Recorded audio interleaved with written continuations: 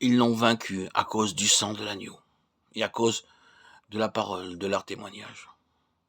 Et ils n'ont pas aimé leur vie jusqu'à craindre la mort. Voilà une parole qui nous est bien familière.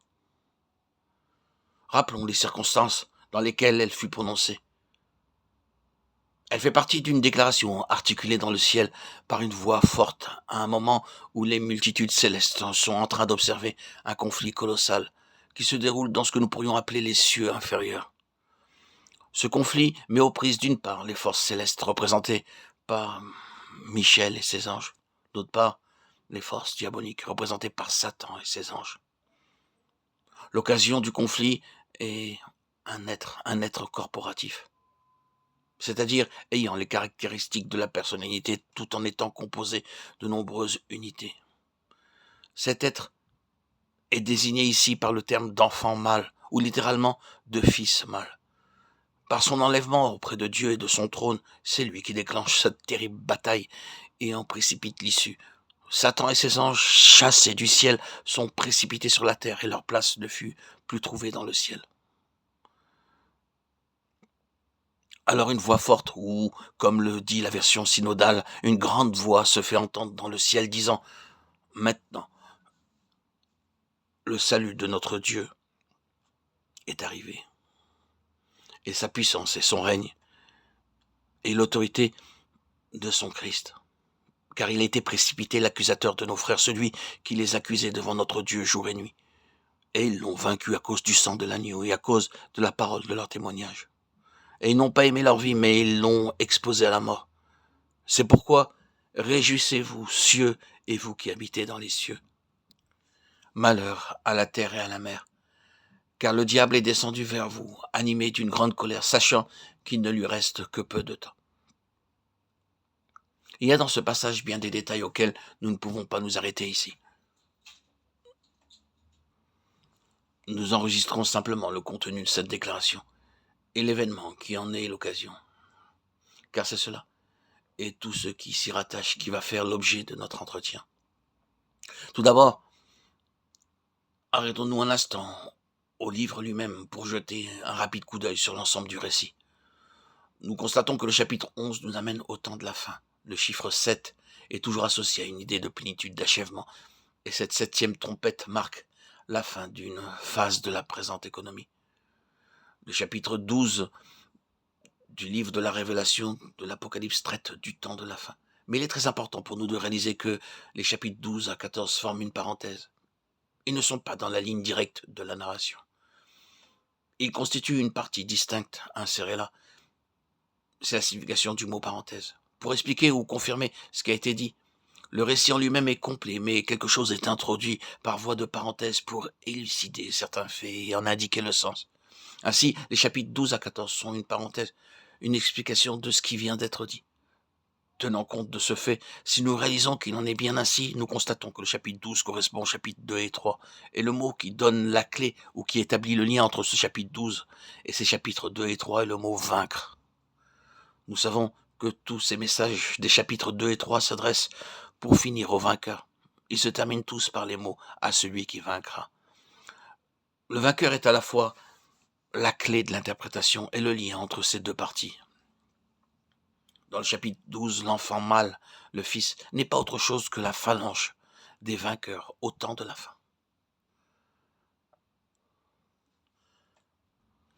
Je suppose qu'ici, je serais bien inspiré de m'arrêter un instant pour dire que sur ce point, tout le monde ne sera peut-être pas d'accord avec moi. Je sais fort bien qu'il en est ainsi, et si je suis très affirmatif, ne croyez pas que je cherche à vous imposer ma manière de voir, ou que je vais essayer de vous faire accepter cette interprétation.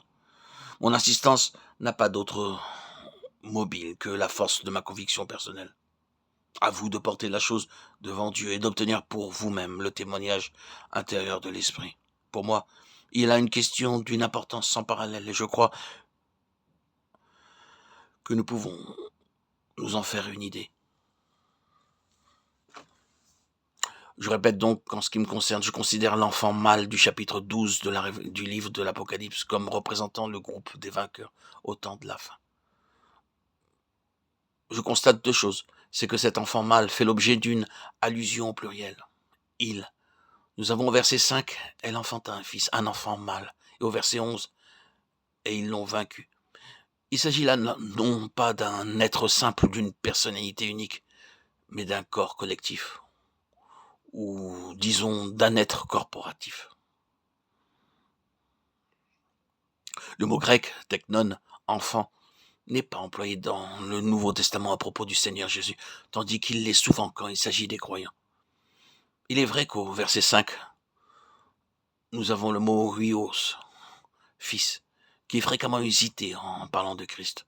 Mais l'emploi combiné dans ce chapitre de teknon et de huios ne fait que confirmer notre point. S'il ne le prouve pas, savoir que le vainqueur, l'enfant mâle, c'est Christ avec une phalange prise dans l'église et enlevé jusqu'au trône avant la tribulation. Apocalypse 3, 10, 21.